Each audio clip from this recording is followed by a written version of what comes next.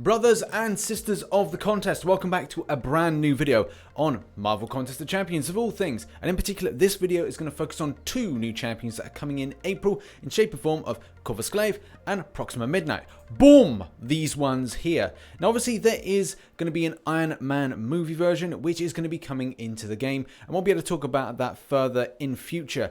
But the specifics of these two champions are quite interesting and quite fascinating. So let's delve into a little bit of comic book history of what they were doing on Earth at the time of Infinity Wars, or the reasons that they were on Earth. In particular, they were on Earth for the reason of looking for Thane, Thanos' son. But I don't think that really is going to come in the film. Either way, let's just kind of delve into the video.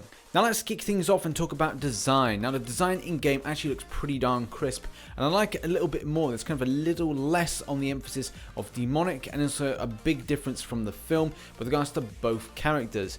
In the game, you're going to see more of a kind of a color paletted kind of improvement, whereas in the film, it's going to be a little bit more grayer. A lot of the kind of characters seem to be very grayer, these kind of cosmic beings in association with the Black Order. And obviously, if you're not familiar with the Black Order, we will touch on that in a moment. But the design looks good with regards to what's going to be in game. Now, these are the two images of the movie versions, and then if we compare it with the icon that we've seen, boom! See, you know, fancy trickery done by me. Sigh. The great thing about it is the kind of the color that I said, that you kind of get more of an emphasis that in a kind of a game situation, which is really cool to see.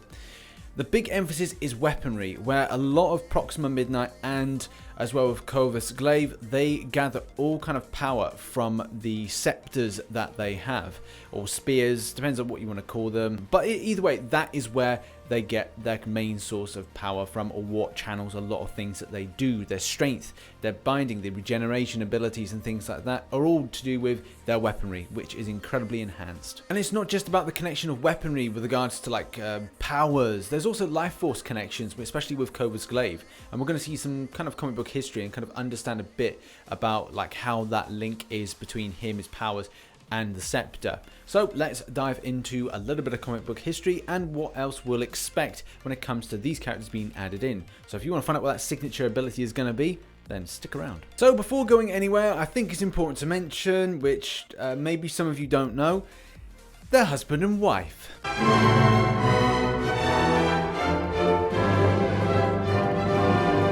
Yes, it's a match made in anarchy, it really is. So let's begin with the facts of what we know about Proxima Midnight. She is sent to Earth to retrieve an Infinity Stone, which is believed to be with Namor in kind of like undersea type thing, kind of like a similar kind of character to Aquaman, but we won't go there with regards to comic book crossovers and comparisons. Either way, she's sent there and quickly finds out that it is not there. Luke Cage is there and obviously wreaks havoc when it regards to standing strong against Proxima Midnight, which is kind of like a good show of strength, something that unfortunately we won't see in a film, because I'd like to see that, Luke Cage versus Proxima Midnight. Even though Namor got his kind of ass kicked, he then said in exchange for information, he told him where the Infinity Gem is.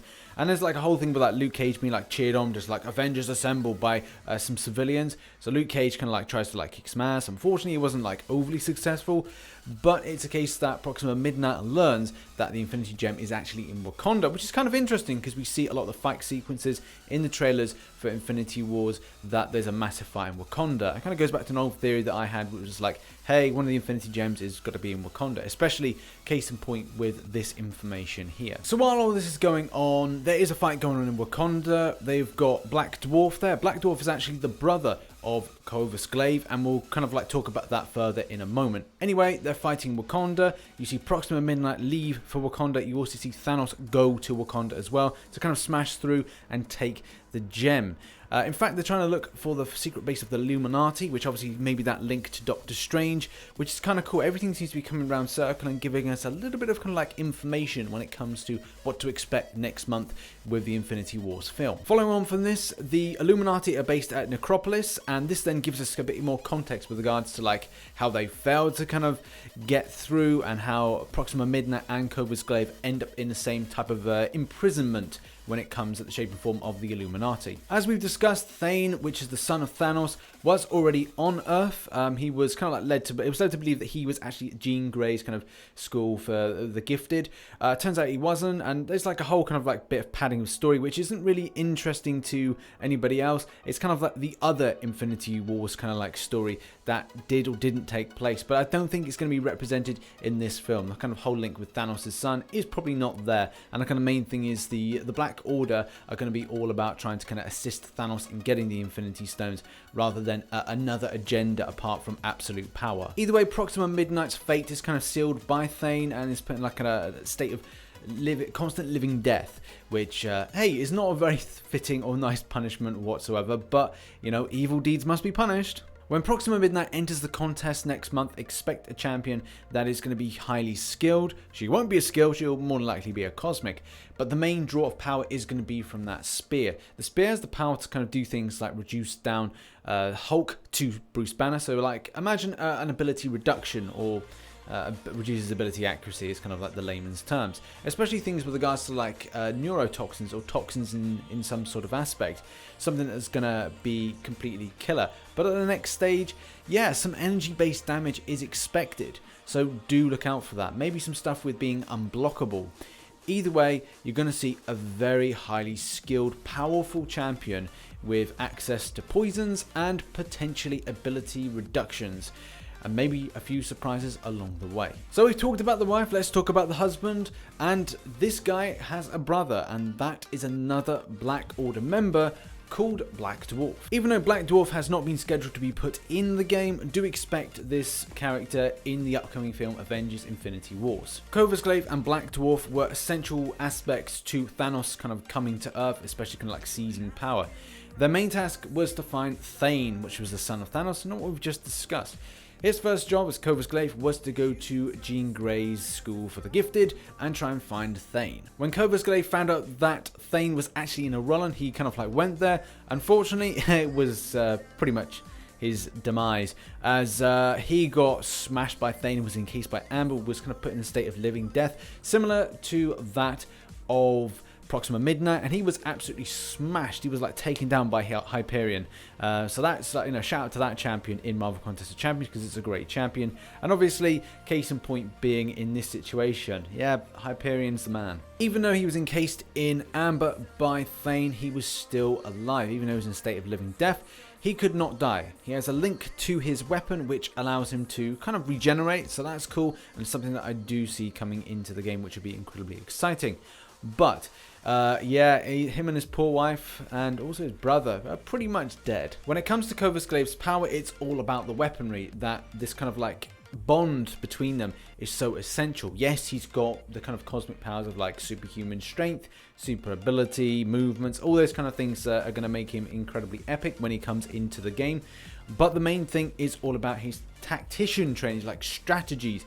It's like he would understand the way that an enemy champion or character would work, so expect that kind of relationship to be in game. The next thing is I do predict a good amount of regeneration ability, especially based on the fact that he will have that weapon with him, and also he will wreak havoc on the battlefield. Kovasglaive's weapon is able to kind of pierce the most strongest things, so is it a case of fact that he could go through indestructible?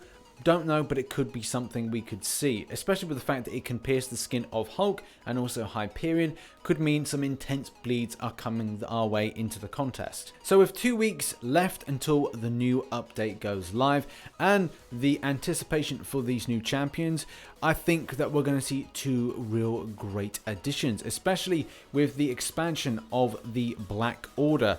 Maybe we'll get more of these kind of Black Order champions by the end of the year, but it's cool to see this husband and wife duo be added so quickly, especially in line with Infinity Wars coming into the game. I'm very excited to see if there's any data mined abilities coming in, especially in line with a lot of things that we've talked about, which is in the comic book history, and also the stuff that we would expect them to get in line with attachment to their weapons.